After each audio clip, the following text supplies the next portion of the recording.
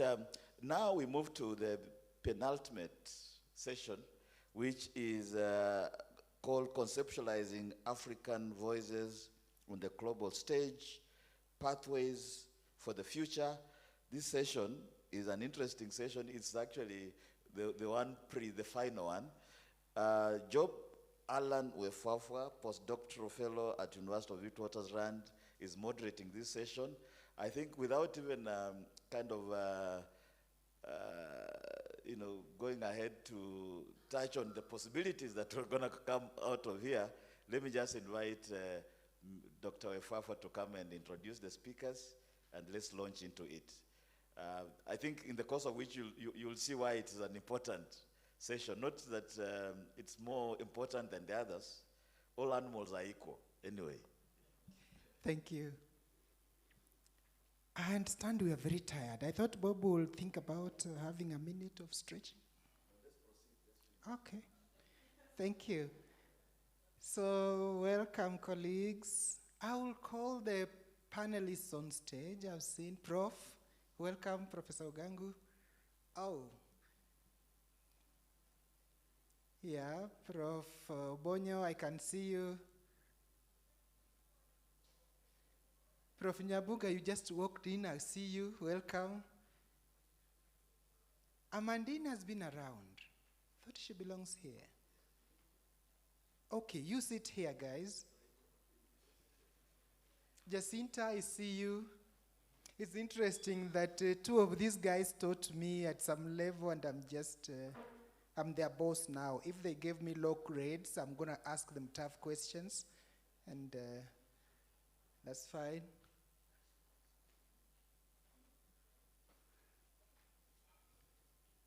Thank you very much. We have one more.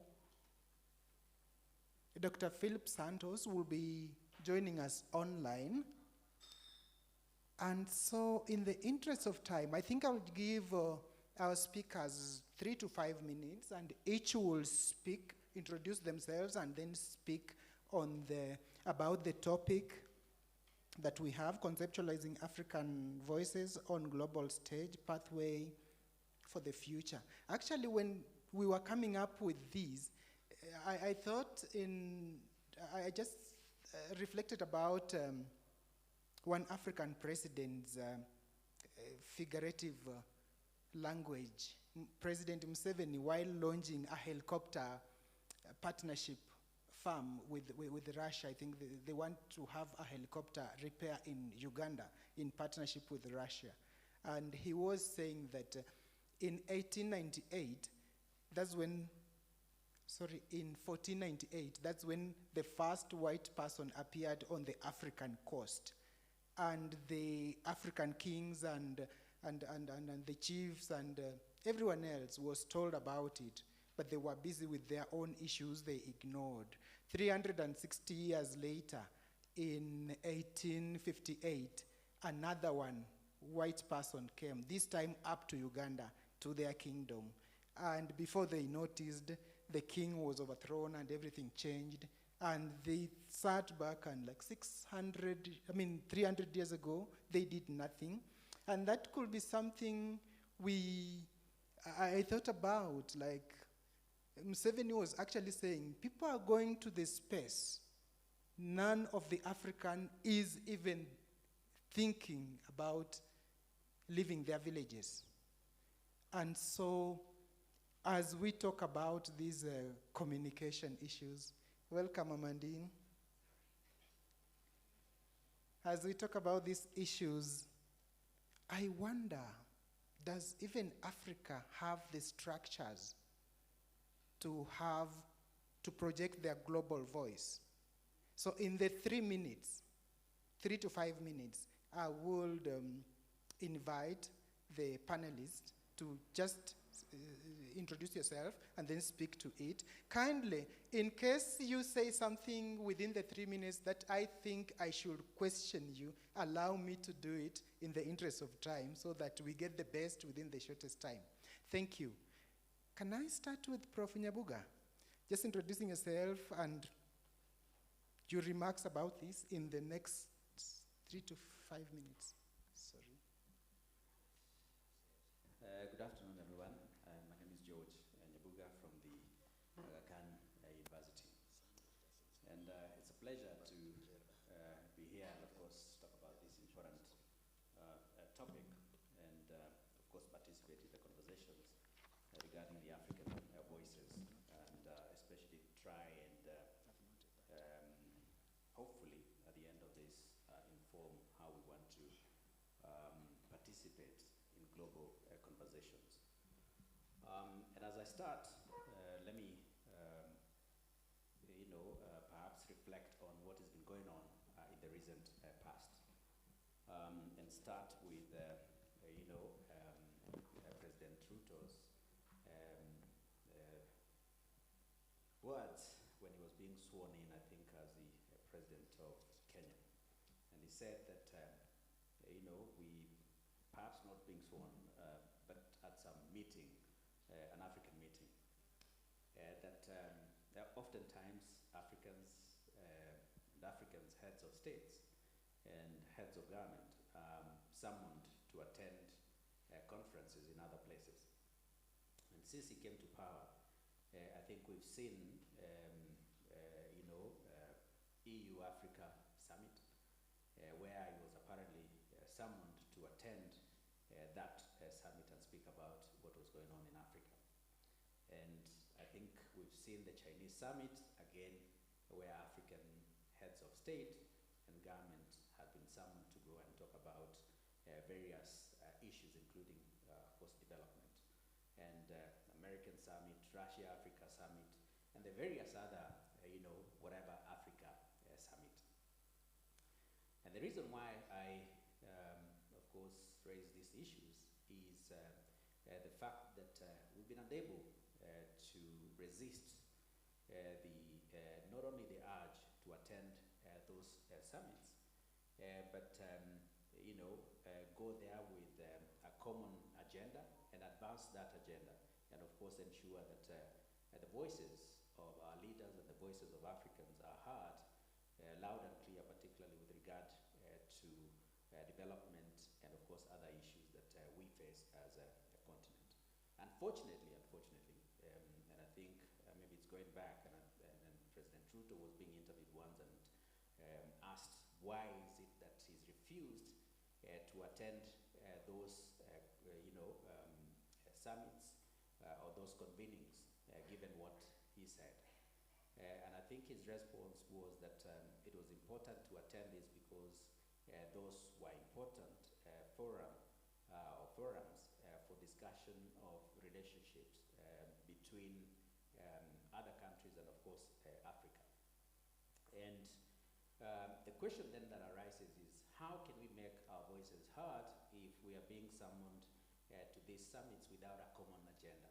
And what is that common agenda if we go to these conferences? And it would seem that there's some sort of divide and rule, if you may, that is applied by these world or international leaders, as they like to call themselves, so that whenever it is that you see stories in especially Western press, Western international press, again, Western media like to perhaps be seen as international press, when we know that they oftentimes want to advance the Western agenda in one way or the other, even the ones that would want to call themselves very liberal. So, in that sense, if we cannot utilize the Western media and Western spaces to advance our African agenda, how can we ensure that our voices, or we have a platform through which to express ourselves clearly on what it is that we want to advance? What kind of agenda do we want to advance?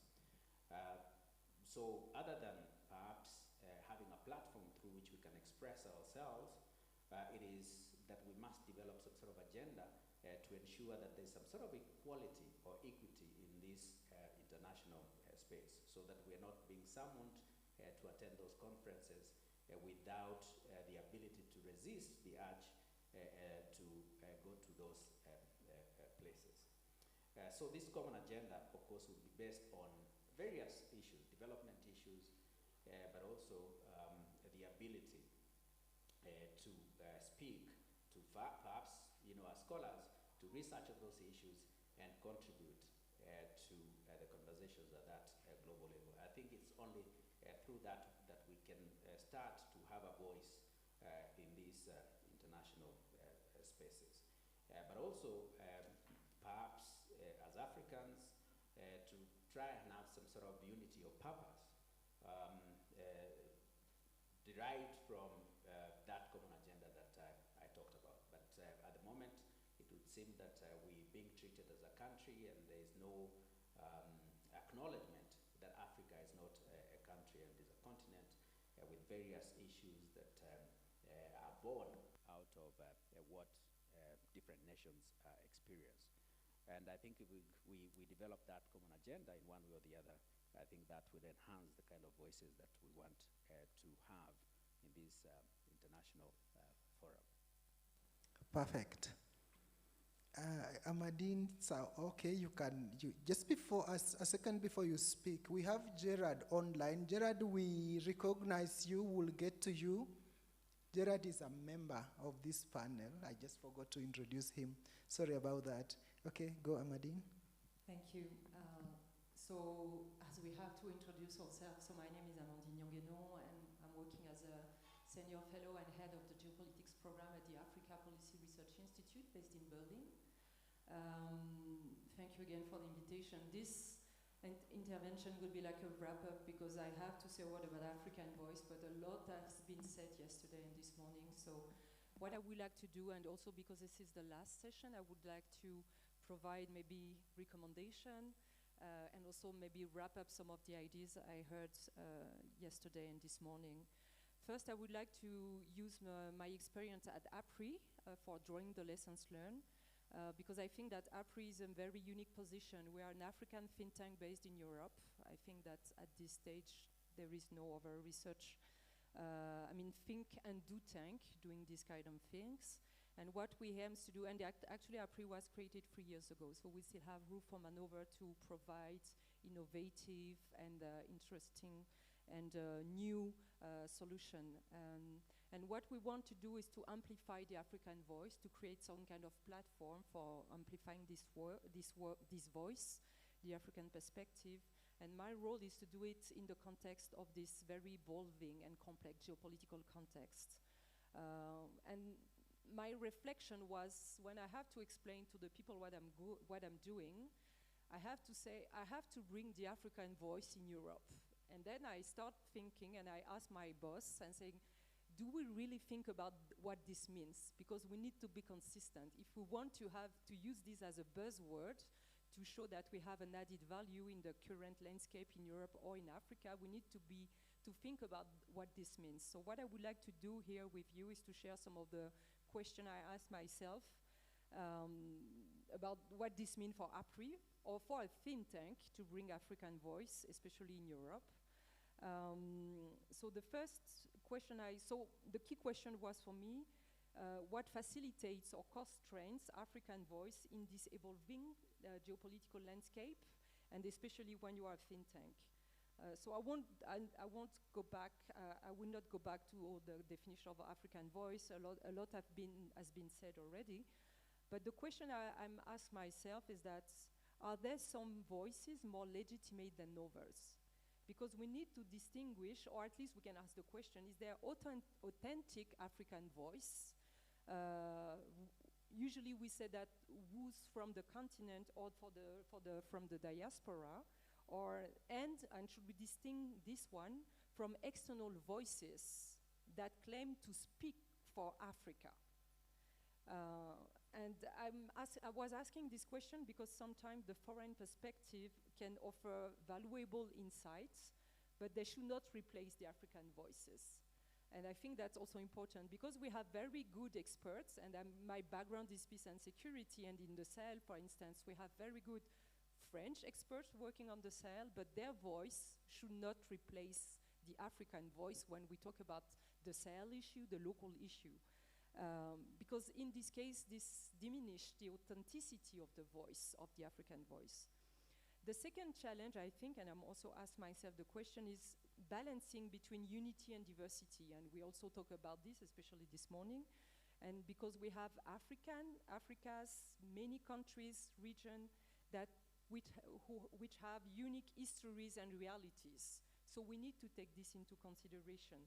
Because otherwise the risk is always to have not African voices, but one African voice, which is much more monolithic, single African position that should be embraced and that should cover global issue. I'm not saying that we should not have a common voice. I'm just saying that we should not ignore the multiplicity of cultures, history, and that could also be a challenge when we want to talk about African voices. The second question, and obviously we have practical example. We talk about the African Union, of how African voices can try to shape the global discussion with climate change, at the UN level, the question of reforming the financial system. So we have initiative. We have also good example of, and we talk about this, how we should empower youth-led movement and women also as a group to be part of the discussion.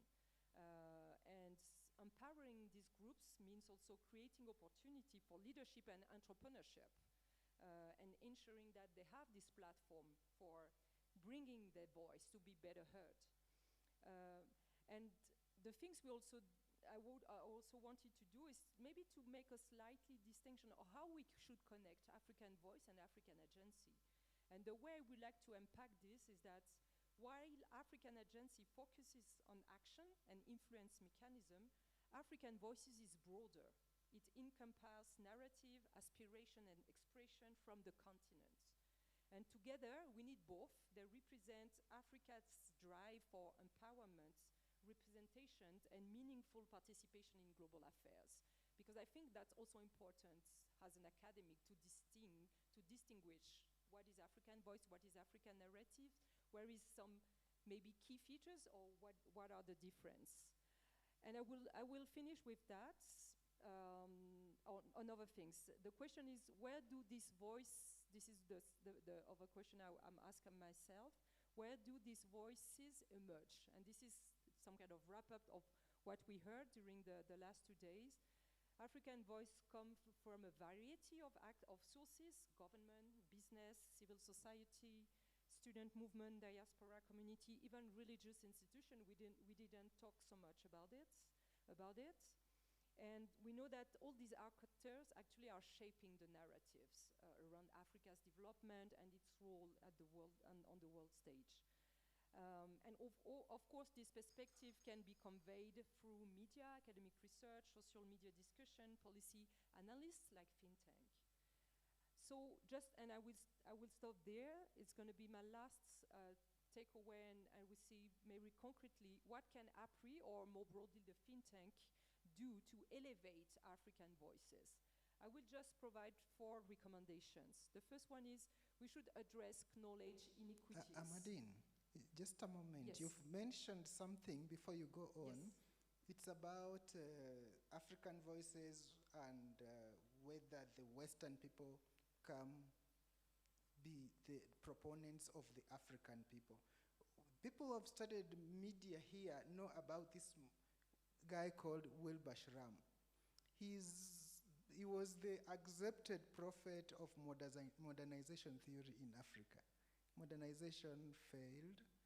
I think he since passed, but I wonder. So that was so perfect on the idea that African voices should come from the African themselves. But since the list is long and the time is less, I beg to move to Professor Obonyo, your 5 minutes, and I will interject with a question or comment if you say something really.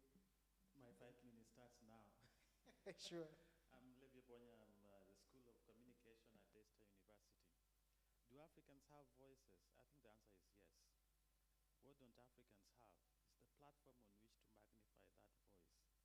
In 1976, I believe it was, when UNESCO converged in Nairobi, and the conversation started on how do we address the question of imbalance of information flow. And that led to the conversation 52 years ago, 54 years ago, of the establishment of the McBride Commission and the resultant document that provided for redressing this, to provide the platform through which the unheard would be heard, as it were. And for Africa, that led to the founding of the Pan-African Youth Agency, UTNA Exchange Program, Gemini News Flow, etc., etc. And all these platforms, for a while, provided a space where the African voice would be expressed. But what happened? Reviewing that this many decades later, there's nothing that remains of those platforms. Pan-Africa is dead, so to speak. Gemini died, UTNA collapsed. The film exchange program in Tunisia still struggles on, but really just. Instead, what we have pivoting forward is the establishment of all these many platforms, all of which now have specializations to speak about Africa, whether you're calling it CNN, BBC, CGTN, Al Jazeera, Bloomsburg. Who is giving these stories in today's platform? Is the African voice being heard? And the question is, actually no, because we all know about the framing and the gatekeeping and how these stories will be framed and get kept from the platforms from where they're being forwarded. The question we probably should be dealing with is why would CNN, CGTN, and all these stations be interested in Africa? It's not for the Africa's interest, it is for their own interest. But why did we let all these other platforms, Pan-Africa, UTNA, and the rest of them collapse? And the answer lies, and I think the conversations that were taking place earlier were very helpful, was the strength of the African Union, of the regional bodies in terms of building the capacity of these platforms. Because part of the reasons that Pan-Africa, Gemini, the rest of them collapsed was because, one, the remissions, and I think that has been discussed earlier on, that the African countries were not remitting their support to these bodies. Number two, all the African presidents, as it were, tended to look at these agencies as not platforms for the transmission of objective news transfer, but rather public relations, and with all respect to public relations, platforms on which the good stories of the presidents and the countries would be told. And that, as we all know, does not necessarily translate into stories that will be of interest into the other countries. And so all of that led to the collapse of these platforms. Doesn't the answer then to the amplification of the African voices still go back to African Union in Addis Ababa, to the rest of the other platforms, organizations that we have? What reforms can take place at these regions that will then speak to where we need to go in order to have these voices to be amplified across the globe so that Africa will occupy its substantial place in the days to come? And I think the conversations that we were having earlier, for example, when you begin to look at the spread of our population and the bulk of the youthful population where they are, but look at this from the right at the domestic level. We're increasingly having a situation where our own media houses are collapsing across the board. In Kenya, some of the media houses that only 10 years ago were vibrant is now on the back pedal, tells the story. And the story of Kenya in this respect is the story of Africa. And so unless we are able to see how we can able to transform these things. So what role would, for example, technology play, the emerging technology that's supposed to be an equalizer? Is it really an equalizer? When we still have the disparities in terms of access, and particularly given the fact that the software and the hardware of this technological revolution is still a design of the North. If you look at, for example, the emerging technology in artificial intelligence and face recognition, African face is missing, the black face is missing, and so today on the streets where face recognition is implemented, as an African, we are non-existent. In our terms of our stories being part of the software that's developed is non-existent. And again, in order to play a critical role in these spaces, what is the function of the AU, of our regional bodies in this? I appreciate the contribution of our immediate former speaker, talking about, for example, the conference 6 weeks ago. But that, when you still have the representation of African countries at Security Council, still limited to, for the most generous proposal, to just being sitting in there but not holding the same rights as most of the other organizations, then it means that we still will be dancing at the periphery. Thank you. That's perfect, Prof. You remind me of a Nigerian author whose name I forget. He penned down an article arguing that, colonialism has taken place in Africa in 4 phases, and the first, we know it was through missionaries, the second was through military, the third has been through economy, and now we are into sports, but using technology. That's why in everyone's village there is a primary school going kid with a Messi t-shirt and some player with them, and they know all the team members in the European teams, but they don't know their local leagues, if at all they exist. Isn't that a form of colonialism using technology, which Prof just brings up?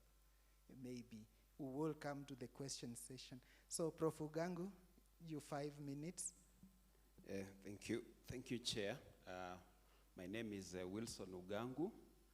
I'm an Associate Professor of Media Studies at Multimedia University of Kenya. Very quickly, my views in the next 5 minutes. You have asked us to speak to the broad topic of conceptualizing African voices on the global stage, and then suggest pathways for the future.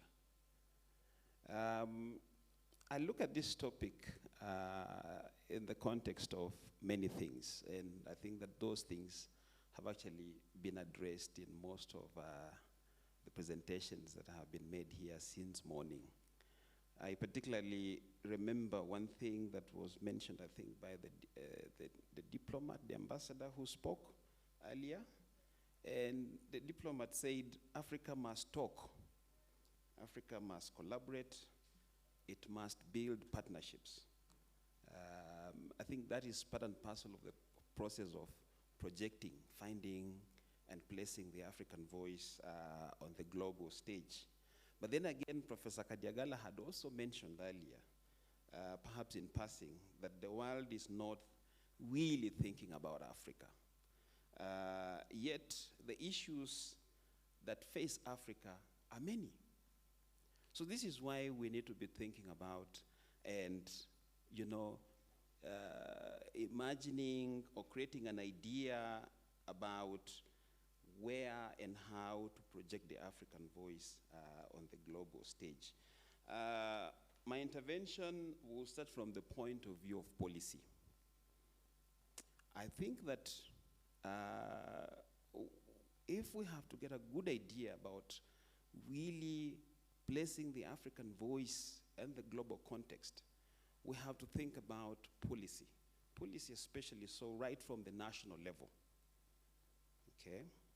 I think Professor Levi Obonyo alluded to the idea of UTNA and the history that went into the creation of UTNA in the mid-70s. And UTNA was this supra-regional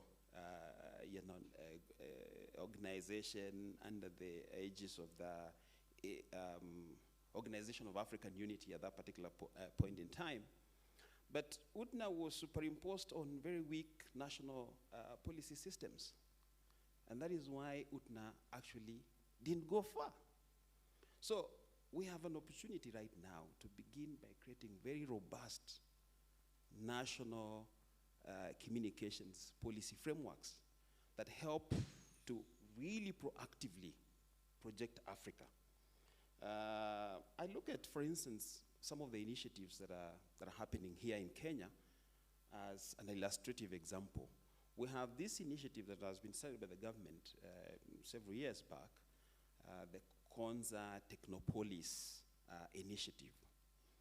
It is an initiative that is meant to harness the power of digital media, you know, and place it at the center of a creative economy, so that you're not just like thinking about creating jobs and opportunity, but also that you are thinking about creating a mechanism or a space where you can promote the creation of very creative, relevant content that speaks to the needs of our people.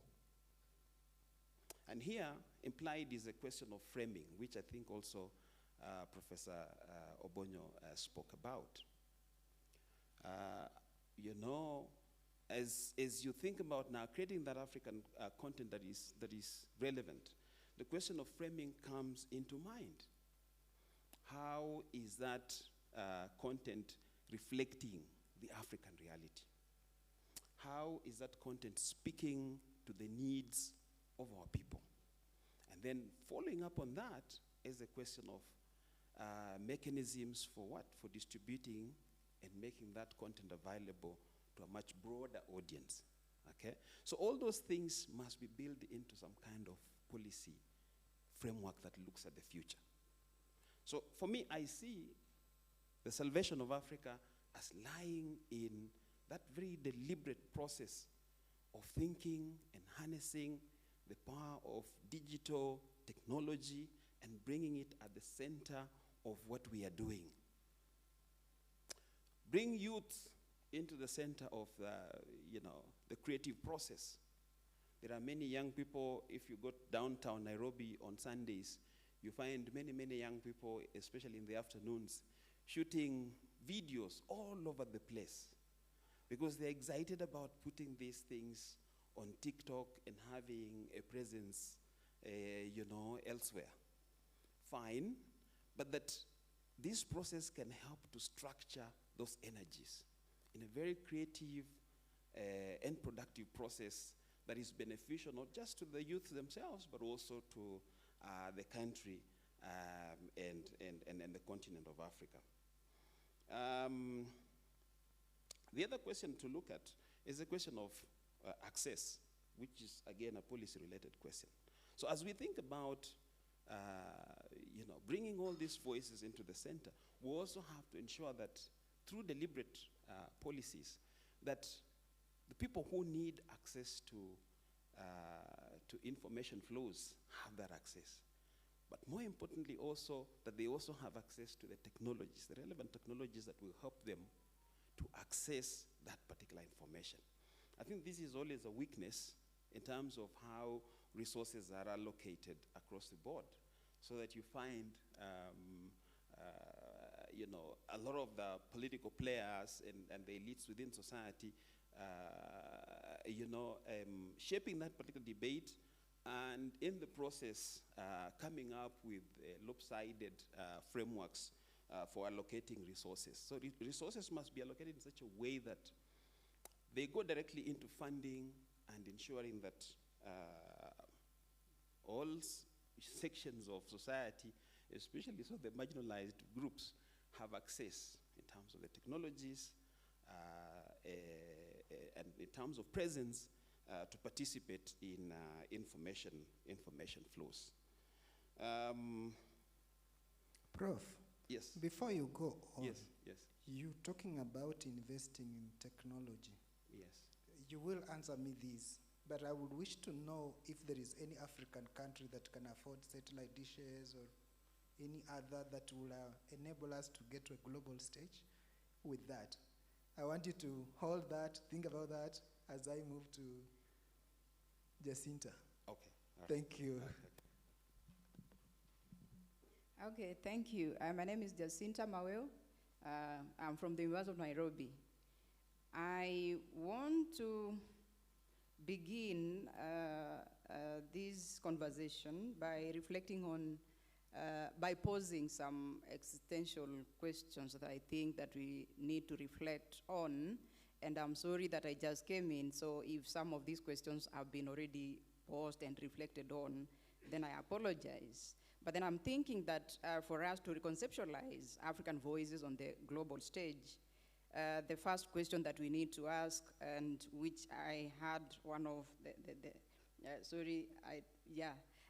she posed, what is this African voice that we want to conceptualize? what defines it when you talk about this African voice on the global stage? And what does it mean for Africa to have a voice on the global stage? Is it about representation on international bodies like the UN Security Council? Is it on, I mean, what does it mean when we talk about having a voice, if having a voice actually means speaking and being heard, influence and control? So is it possible for Africa to have representation in these international bodies and still not have a voice? So I'm thinking that we need to define what it means. And since reconceptualization presupposes prior conceptualization, then we have to reflect on how is this African voice currently conceptualized, or how was it conceptualized, and by whom, on what, and why? And I think that for us, we need to be able to answer these questions, because understanding if there is an African voice as we speak, Professor Obonyo said, yes, Africans have voices. So this voice that we want to amplify, this one that we want to conceptualize, who conceptualized it in the first place? How did they conceptualize it? And it's an African voice on what? When we are talking about African voice on the global stage, is it on security? Is it on climate justice? Is it on everything? And why was it conceptualized the way it is conceptualized? And why do we even want to reconceptualize it? And we want to reconceptualize it to what? And the reasons why I'm asking this is because I think that if we answered these existential questions, then we probably will be able to avoid probably missteps that led us to be here still talking about the African voice so many decades after most African states got independence. And I'm also thinking we are talking about the Pan-African News Agency and the fact that, we don't have a platform, but I'm also wondering, so supposing we were given a platform today, supposing the world gave Africa an hearing today, and that we even had a platform to wear that, what would we tell the world? What would that voice be? What would we be talking about? And what would be the strategies for us to be, to highlight, to project that voice? And the reason why I'm asking that is I'm also wondering, so how has Africa been projecting our voice on the global stage? Have we, as Africa, probably been projecting ourselves, and our voice has been presenting ourselves as a problem to be solved rather than a voice to be heard? And most importantly, whose voice are we talking about when we talk about the African voice? Who represents it? Is it through regional organizations like the East African Community, like the AU? I'm sorry that I missed the keynote. But then I think we also need to define who represents this voice. Whom do we want to represent this voice on the global stage? And why I'm asking that is, if it is, and I assume I'm right, it is through our leaders, it is through the ESC, it is through the AU, etc., yet we come from different countries here. Well, I'm going to say this cautiously, but I do not think that most of us even trust our leaders at the national level to project our own voice, as we, being the citizens, being the ordinary African citizens. Do we trust our leaders to project our voice even at the national level? And if we don't, how then do we trust them to be the custodians of projecting our voices on the global stage successfully? And so then after posing those questions, we are also supposed to, so what? So what would be the way forward? And in my view, the reason why African voices or voice has not been heard at the global stage is because of poor governance at the national, regional, and continental level. And therefore, for us, for this African voice to be reconceptualized, to be amplified, to be heard, then I'm thinking that we need to change strategy of how we project this African voice. We need to reconceptualize and to rethink who should be representing this voice, that it shouldn't only be institutions, it shouldn't be organizational, institutional, where by that I mean the regional bodies representing this. We need to look for creative and innovative ways of having, putting people at the center, the African people at the center, a people-centered approach where, as Ugangu says, we look for creative and innovative ways of harnessing, especially digital technology, to make the ordinary African people project and amplify after we've defined what this African voice should be, should look like, by, for instance, telling stories of protest against the debt crisis, unfair loans and aid, speaking truth to power at the regional and global stage. And I think that way, then probably the voice of Africa, the African voice will be heard if we change the way that the approach from state-centric, institutional, organizational to people-centered, putting people, because it is possible. People can be able to, I mean, if we do not, and I say trust because if they were able to, why haven't they done that? Why haven't our political leaders, why hasn't the ESC, why hasn't the AU done that? So then I'm just thinking that if we became creative and innovative and brought the people at the center, and we have creative strategies and tactics of doing that, then probably that African voice will be heard. Thank you. I know the list was longer with more solutions, but you looked at me and you thought you should stop. But yeah, you are right. Besides the politicians, though, the political class with whom we don't trust, do people like the Nigerian team winning at the World Cup, does Africa come around that as their voice? Does a Kenyan athlete winning, breaking a world marathon, do we as Africans come out to say, that is our voice, we are African, that's our image, besides the politicians? That's something we can think about, whether we really have African voices, like you were questioning. So we move to Gerald. You've had us speak. I can see you have unmuted. You have 3 to 5 minutes to please share your thoughts, introduce yourself, say where you are, and then share your thoughts. Thank you.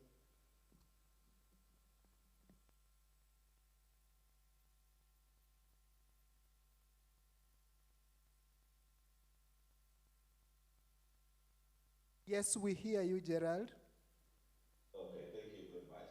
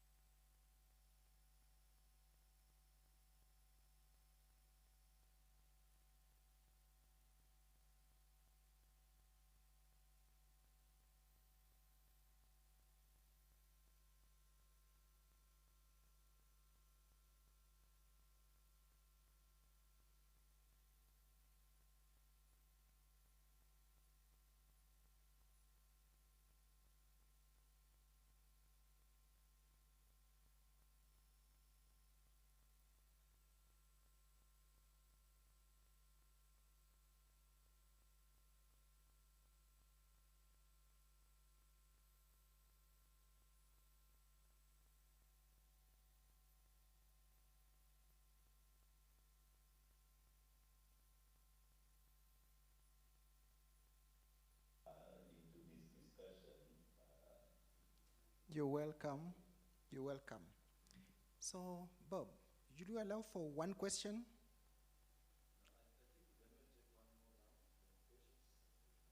Are you for real? Okay. This next round will take 1 minute for each person. Yeah, if I cut you short, for instance, sorry, you have 1 more minute to share the reflection, then we have questions. Thank you. Yeah, with the prof, we'll start with you. All right, I think we've talked about various things, but one thing that I would want to re-emphasize is the African reality and the diversity of voices that we ought to have in Africa. Because, the question has been asked, is there, a desire perhaps to have a common voice in a diverse continent?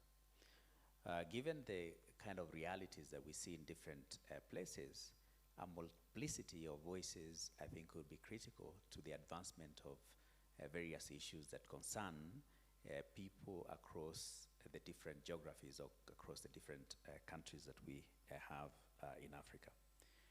But also the issue of framing is important, and who frames the issues that we have, or the issues that we face as a continent. Because framing oftentimes includes issues of inclusion and exclusion.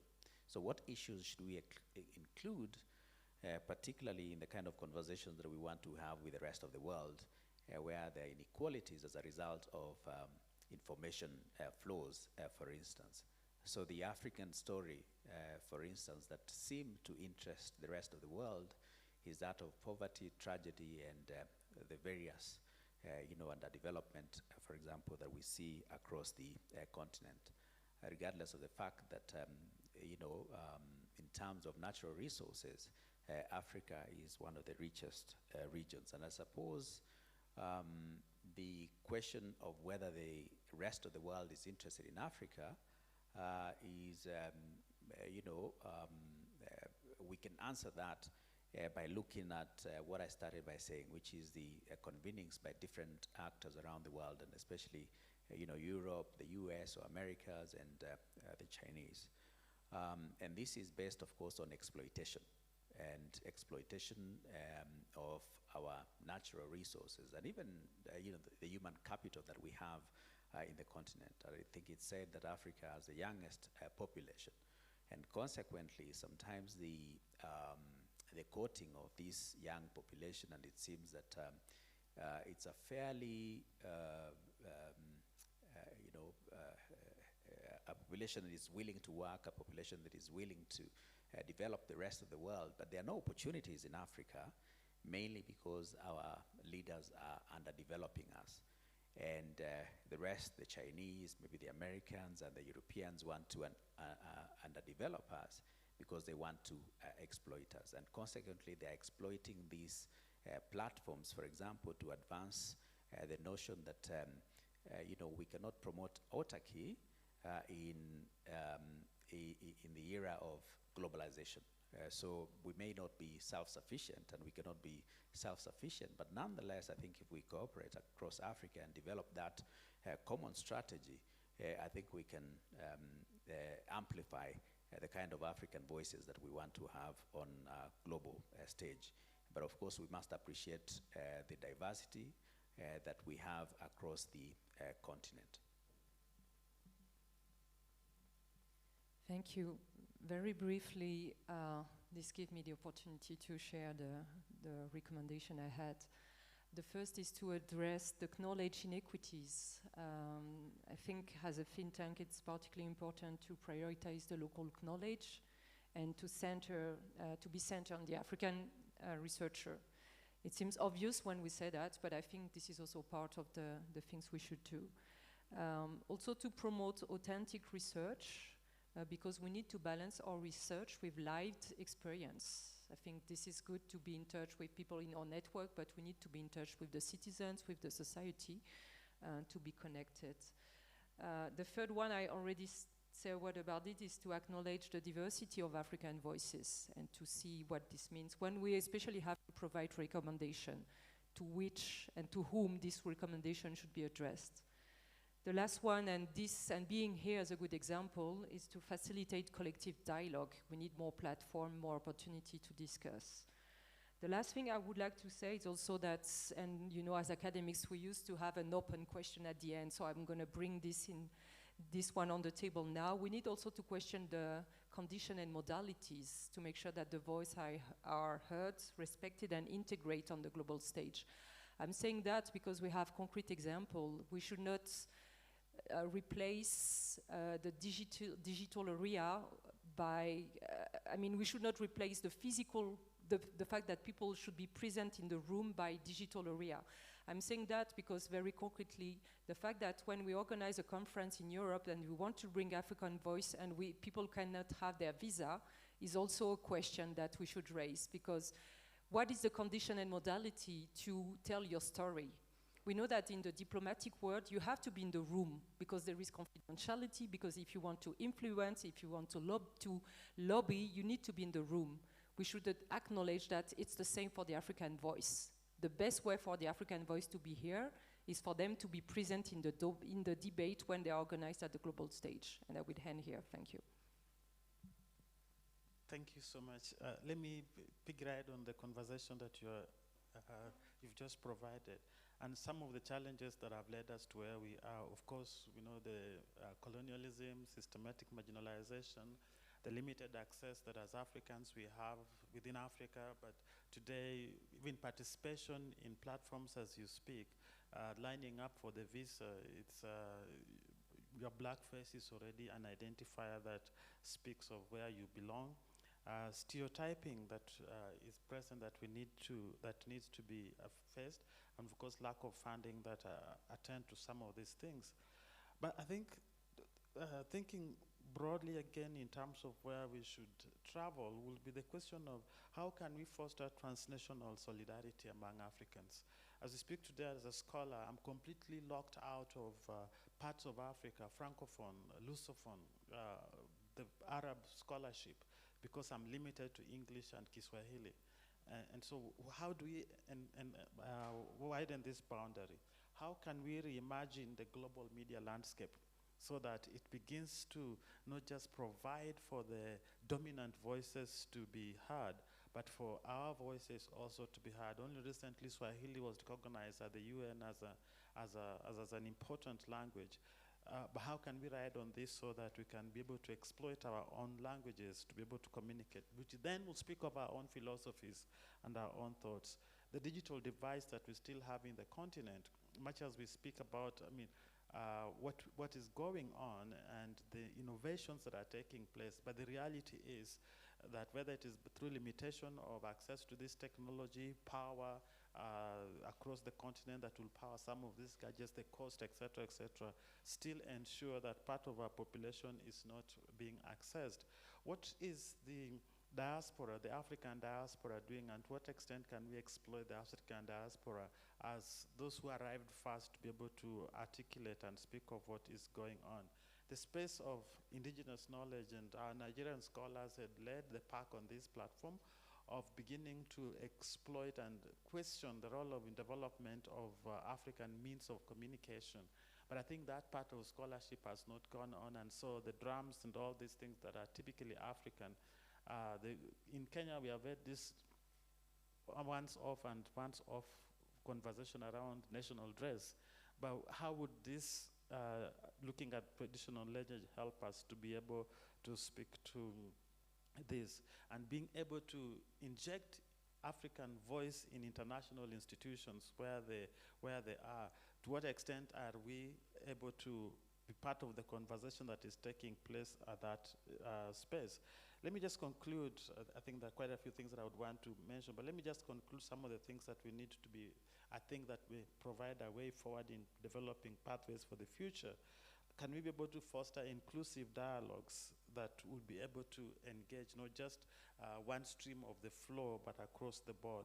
Investing in education reforms, particularly the decolonization of the curriculum, so that we, as a student of communication and exploring and looking at research that is taking place in the field of communication, to what extent are theories that have evolved in the West imposed on African research without any modification, not recognizing that these theories took place, were evolved in specific cultural context that is separate from the African, and therefore will not help us to be able to find solutions, address the problems that the research were providing. Being able to harness digital opportunities, and I think other speakers have mentioned about this, mobilizing sustainable funding. And I think when we talk about the Africans' wealth, sometimes I think it's important to appreciate some of the wealthiest guys are actually Africans, but how this wealth is shared, not so much for the investing in the Africans themselves, but much more so in a small clique of the ruling persons, and then strengthening intersectional collaboration among Africans and the various groups that operate in this space. Thank you. Use this one of mine. Now, so on the point that I was making earlier in regard to policy, I just wish to add that African agency in relation to the African voice is better served when those policies that I was talking about, national level, are focused, or they are crafted in such a way that they address, and I think the other speakers here have alluded to that, the disparities, the various disparities within our society, and not just the interests of the political elite or those of the market. I say this because of a personal experience that I've had. I participated in a process here, a national process here that was geared towards developing a national communications policy for this country about 2 years ago. And you could tell, although we put out a public call to say that people could come to the task force and make their presentations and or submit a memoranda to the task force, you could tell that the voices of the elite, and especially so the political elite and those in government, were overwhelming. And you could actually already even tell from some of the people who are managing this process from the relevant Ministry of Information and Communication, that they already had an idea about how certain elements within the policy framework should be addressed. So when we go that direction, I think that we fail. And that's why sometimes we have ended up going in circles and developing policies that do not help us to promote the specific things that help to project the African voice. And here I'm talking about questions related to participation, questions that relate to local control. People have a more powerful voice when they actually control that means of communication. So policy must be structured in such a way that it gives control back to the people. And this is linked to the point that I made earlier relating to access, especially in our world today, access to the relevant technology, the infrastructural technology. So that, for instance, when we are developing content, there's this talk about this big vibe about local content, creative content, and those kinds of things. That content must be bottom up. It must be generated and based on the lived experiences of people at the grassroots, and then projected upwards.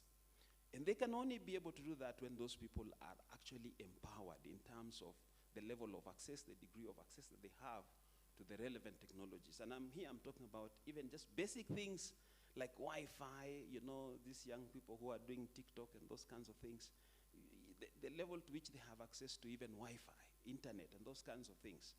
And then policy providing the deliberate framework within which those efforts, those energies are projected in such a way that you're developing content that is relevant, that is creative, that is needed. For me, that is how we push African agency. And then, secondly, the next most important strand to that would be also policy addressing questions of how do you then marketize that particular content, or creating avenues for distributing that content in such a way that those who create it can actually also be economically be empowered.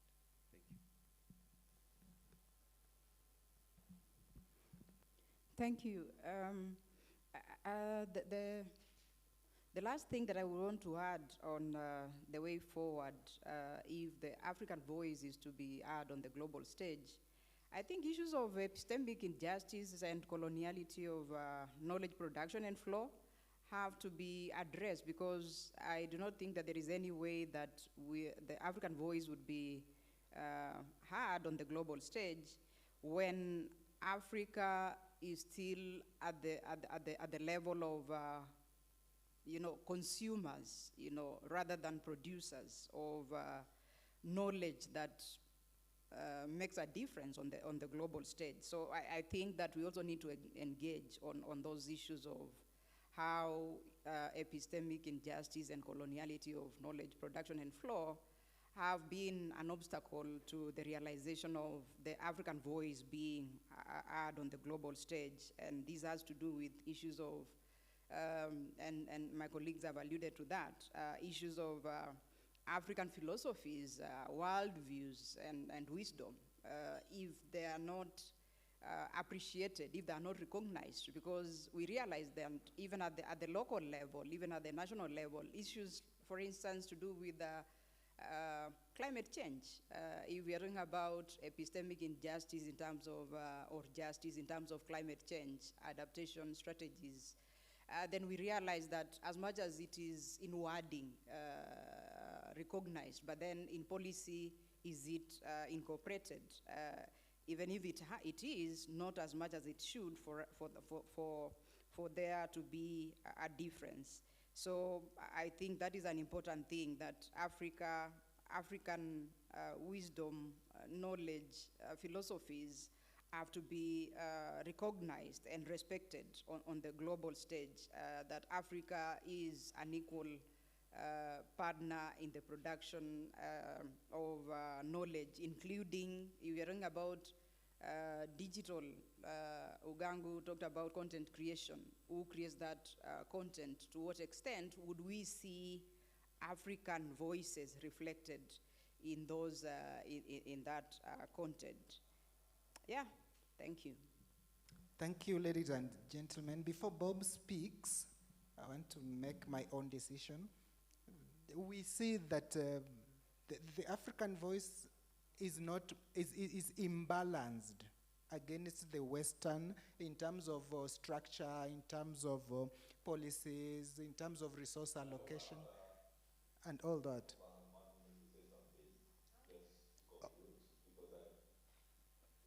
Okay, Gerald. Okay, they have been saying here that in international relations, physical presence is very important, and so I prioritized them.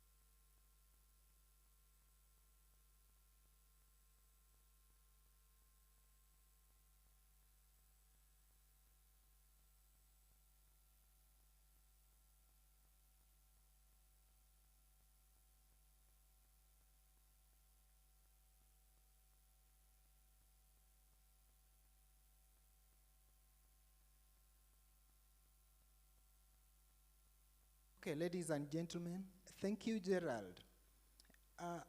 Unless there is this one burning question that it cannot make someone have lunch, I wish to extend this conversation over lunchtime. No question. The questions are being carried over for the lunchtime, with which we are a bit late. We're sorry for that. Thank you.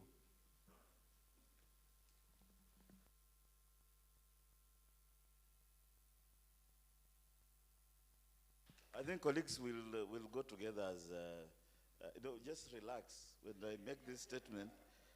Because we have rushed you so much, at least you can hang around and for the cameras and for visuals, then we just live together for lunch. And it's actually very simple and straightforward. We now head out for lunch, and when we return back, we go to the closing ceremony. Essentially, we'll have a very quick recommendations session, very circumscribed. We do the closure, and we are done. I know there are people burning with ideas about recommendations and so forth, but let's discuss those after lunch. But for now, I think let's proceed to lunch. And thank you, colleagues. These are my media and communication and journalism colleagues, so I feel terrible that time was chopped, but I think it's the nature of things. And thank you. So a round of applause to all of us. I think one of our hosts has burning. I think the lunch is, okay, no, Akidiva, I think you should, Dr. Akidiva should, let me not usurp your hosting role. Thank you. And thank you very much. We are grateful for the many insightful presentations, thought-provoking, and we hope that this will then spur us into meaningful action. The lunch is served Masai Mara, second floor. He had asked me that we make it brief so that the closing ceremony should not extend. So I don't know how much time you are giving us to have lunch. Okay, so I think we ought to be back here by 3:15, meaning we have slightly about 45 minutes, if we kept time. And of course, the closing ceremony, I said, Professor Obonyo here was already starting to give us some very solid recommendations. And I know the other colleagues here want to have some quick major recommendations that take us forward into next month and 2025 and the years to come. So that's very crucial. And then, of course, the closure. But I wanted to assure you that immediately after the closure, there will be tea and coffee right out there for people to, network, develop partnerships. Maybe you want to do a joint project, or you want to speak to Sandra about the Pact for the Future and the SDG-related matters. But anyway, at this point in time, let's just proceed for lunch. Thank you.